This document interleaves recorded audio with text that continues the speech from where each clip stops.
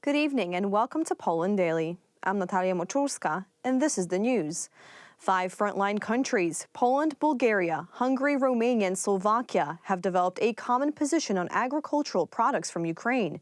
All countries voted to extend the ban on Ukrainian grain imports until the end of the year. The EU ban on grain imports from Ukraine is in effect until September 15th of this year. Transit of grain through the territories of these countries is, however, allowed. In May, the European Union allowed Ukraine's 5 neighbors to ban domestic sales of Ukrainian wheat, maize, rapeseed, and sunflower seeds, while allowing transit of such cargoes for export elsewhere. We support a ban on imports into our countries until the end of the year, and this is our strong conclusion, which we repeat once again, that the ban should be extended till the end of the year, and this is our strong stand, all of us, and we will present our position to the European Union. I also want to say that even if it fails, and it was clearly heard during our meeting today, some countries, not all of them declared it today, but some countries will introduce their own restrictions. Poland will do it for sure, Hungary will do it for sure, and also Slovakia mentioned that they are thinking about it. The 5 countries' agriculture ministers also agree that they support grain transit subsidies and want other products to be added to the list of import bans, such as raspberries in the case of Poland. Yesterday, Russian forces hit a number of targets, including Ukrainian command posts, while Ukraine launched airstrikes on positions of Russian personnel and equipment. Meanwhile, Norway announced it will donate U.S.-made F-16 combat aircraft to Ukraine. In turn, the United States will begin training Ukrainian pilots to operate the F-16s in October.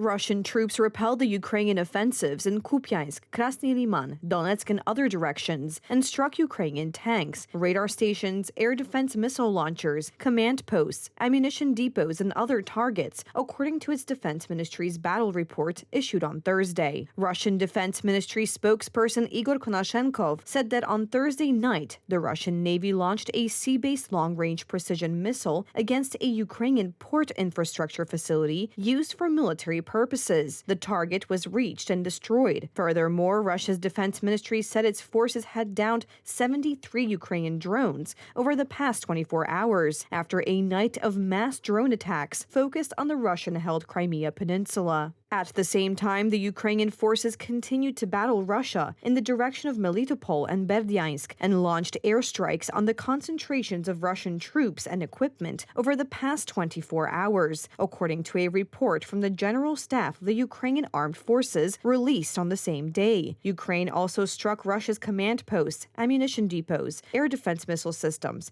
an electronic warfare system, and other targets. Meanwhile, during a visit to Kyiv on Thursday, Norwegian Prime Minister Jonas Gahr Støre announced that Norway will hand over F-16 multi-role aircraft to Ukraine, with 5 to 10 machines expected. Norway is joining an effort led by the Netherlands and Denmark. Based on our dialogue, we have made a decision to donate Norwegian F-16 fighter jets, and we are in a discussion now about when and how.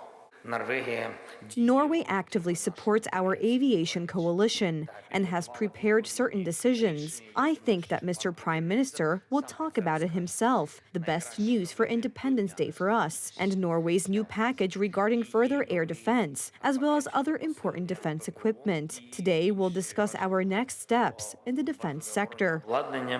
Although we do not have specific numbers to share at this time, in regards to how many Ukrainians will participate in this training, we do anticipate it will include several pilots and dozens of maintainers.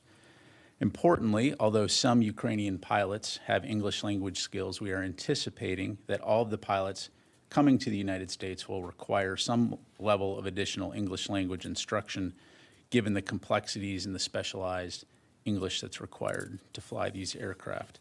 Therefore, as mentioned, these pilots will also be conducting English language training at Lackland Air Force Base in San Antonio, Texas. Ukraine has repeatedly called on its Western allies to supply the country with F-16s, which Ukrainian President Volodymyr Zelensky said would be a signal that Russia's invasion would end in defeat. Former U.S. President Donald Trump was booked at an Atlanta jail on more than a dozen felony charges as part of a wide-ranging criminal case stemming from Trump's attempts to overturn his 2020 election defeat in Georgia. He was released after posting bail set at $200,000. Even before he flew to Atlanta, Trump said he should have the right to contest the election because he believes it was rigged. I really believe this is a very sad day for America. This should never happen. If you challenge an election, you should be able to challenge an election. I thought the election was a rigged election, a stolen election, and I should have every right to do that. What has taken place here is a travesty of justice. We did nothing wrong. I did nothing wrong, and everybody knows it. I've never had such support, and that goes with the other ones too. What they're doing is election interference. They're trying to interfere with an election. There's never been anything like it in our country before. The former president appeared in custody a day before the prosecutor's deadline for voluntarily surrendering to justice. Investigators have charged him with 13 counts. They include participation in a criminal group whose goal was to reverse the results of the Georgia election by pressuring the state legislature and organizing the voting of fake electors to cast alternative electoral votes for Trump, despite his loss. Unlike the previous charges, Trump, like his 18 accomplices, had to appear in custody rather than at the courthouse. The reading of the charges in court will take place at a later date. His former lawyer Rudy Giuliani and former White House Chief of Staff Mark Meadows, among others, have already gone through the same process. However, the start date for Trump's trial has not yet been set. The court said that the trial of one of his co-defendants, lawyer Kenneth Chesebro, will take place on October 23rd. Trump and the other defendants have requested a separate trial and oppose an early start to the trial. Paris is saying its last goodbye to e-scooters, with operators clearing them off the streets ahead of its complete ban on the 31st of August. Tourists hoping to roam the city's paved streets on a rented e-scooter only have a week left to do so before the electric vehicles are forever banned from Paris. The ban follows a referendum held by the city of Paris on April 2nd, when 89% of voters rejected rented e-scooters in the streets of the capital. The e-scooter ban won 89% of the votes, according to the City Hall Twitter account, in what was billed as a rare public consultation that prompted long queues at ballot boxes around the city. However, turnout in the referendum was low at 7.46% of registered voters.